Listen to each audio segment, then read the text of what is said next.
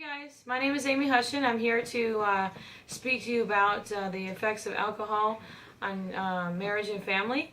And I have some other people joining us today. If you guys want to go around and say hi. Hi. And calling my little guy. Hi. Hey.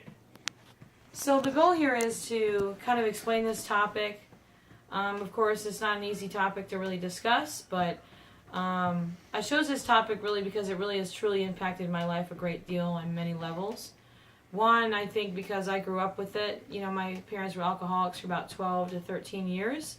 And of course, you know, my husband has struggled with it for many years. And that also impacted my life and my children's lives. So that's why I chose this, to kind of educate people on the real effects of it, and that it's not biased. It doesn't just, you know, affect one person, it affects many people. In fact, studies show that 43% of Americans in the United States alone are addicted to alcohol. That's just a huge number. It kind of shocked me when I read that. That means 1 in 10 people are alcoholics. That's insane. That's a really large number to me. So that was significant to me. The effects on the individual, to me, I think it's more emotional, mental. There are some physical risks as well. Like for my husband, a lot of it seems like he's two different people, you know. When a person's sober and then when he's drinking, it's like talking to two different people.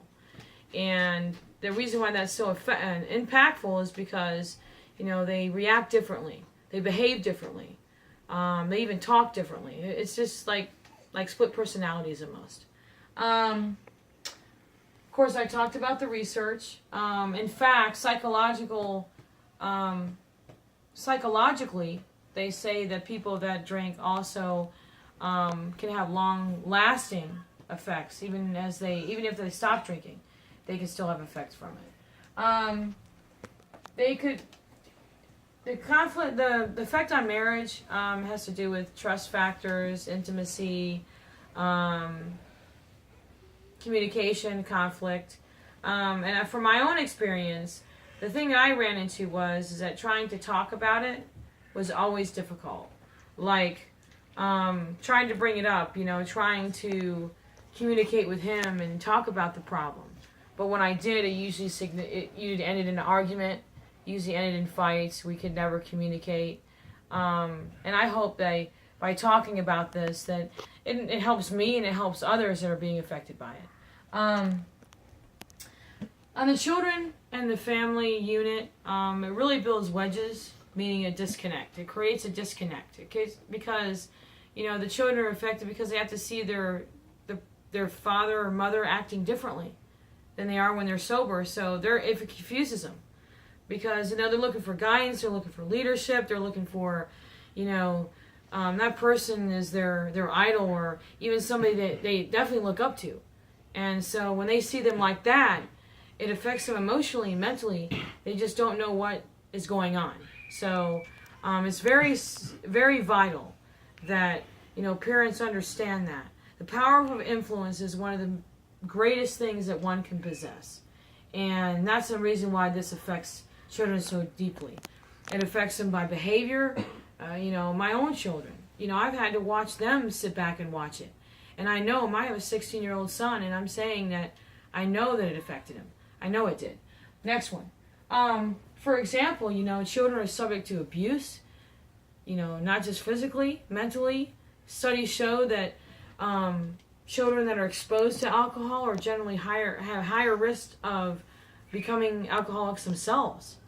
And that is just really, it's really shocking to see that. And I hope that by hearing it, by talking about it, that we have an opportunity to change that. Next slide, my visual aids here. I'm going to go on to the next one, and we're going to talk about recovery and why recovery is important, what aspects are important. The person holds the key. Really, you know, you can lead a horse to water, but you can't make him drink.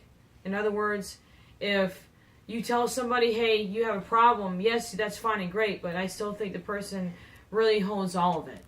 The goal here is to be able to talk about it with them without insulting or, causing conflict or, making the situation worse. Support is huge. I think recovery has to also be a group effort, especially within a marriage. There's AA, and they also have dual AA, which means that the spouse has the opportunity to go with them as well and go together, in counseling, even marriage counseling. There's so many different things that a person can do, so many resources out there that has the opportunity to help the recovery process better. I will tell you, on the family aspect, I think that the more involved the family is, the higher success rate it is. Meaning that if the individual feels that it's a group effort, it creates cohesion, it makes the person feel comfortable. Okay.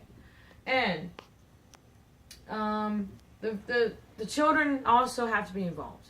I think that when it comes to recovery, I think it involves the children, I think it involves the spouse, and the individual. The children also need to be helped because, knowing the impact on them, I think it's huge for them too. Because, and it creates the individual to feel comfortable, it creates the whole family to reconnect. It does so many great things. And I think that one of the vital things in this is that I think we all need to understand that we shouldn't be afraid to talk about it. Don't be afraid to talk about it. If you know somebody that is struggling with it, or even yourself, just go out there and get the help you need because it is very possible to recover from it. Thank you, and I hope you enjoy my speech.